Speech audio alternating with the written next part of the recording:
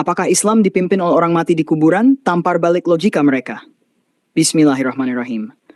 Ada yang bilang, Islam itu agama yang dipimpin oleh orang mati karena nabinya sudah wafat dan dikubur. Astagfirullah. Pernyataan seperti ini menunjukkan kebodohan dalam berpikir. Kalau begitu logikanya, mari kita tanya balik.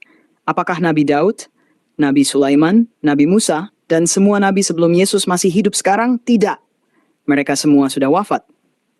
Tapi apakah umat mereka saat itu, setelah nabi-nabinya wafat, berarti mengikuti orang mati? Tentu tidak. Mereka mengikuti ajaran yang dibawa oleh nabi-nabi itu, bukan jasadnya. Begitu juga dengan umat Islam. Kami tidak menyembah kuburan, tidak memohon kepada jasad, kami mengikuti ajaran wahyu yang dibawa oleh Rasulullah dari Allah SWT, yang hidup, kekal, dan tidak pernah mati. Open quote. Allah, tidak ada Tuhan selain Dia, yang maha hidup lagi terus-menerus mengurus makhluknya. Al-Baqarah 2, close quote. Dan bertawakallah kepada Allah yang maha hidup yang tidak mati. Close quote. Islam bukan dipimpin oleh orang mati, tapi oleh ajaran yang hidup sepanjang zaman, karena sumbernya adalah Allah yang maha hidup.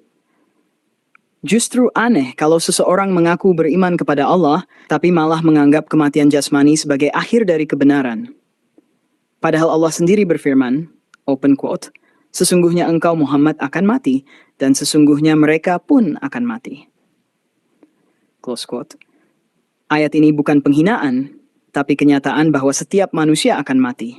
Namun risalah yang dibawa Nabi Muhammad tidak akan mati. Sekarang kita lihat ke mereka yang menuduh. Bukankah Paulus sudah mati? Namun ajarannya masih ada di kitab mereka, bukan minter. Jadi apakah kita bisa bilang kalau orang Kristen mengikuti atau dipimpin oleh orang mati?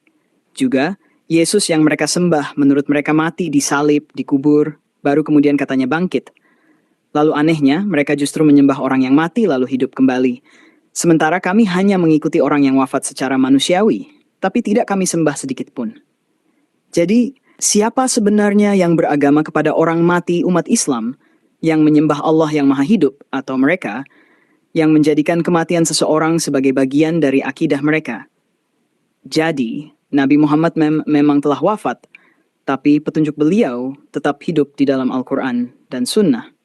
Dan siapapun yang mengikuti wahyu Allah, maka dia sedang mengikuti pemimpin yang hidup.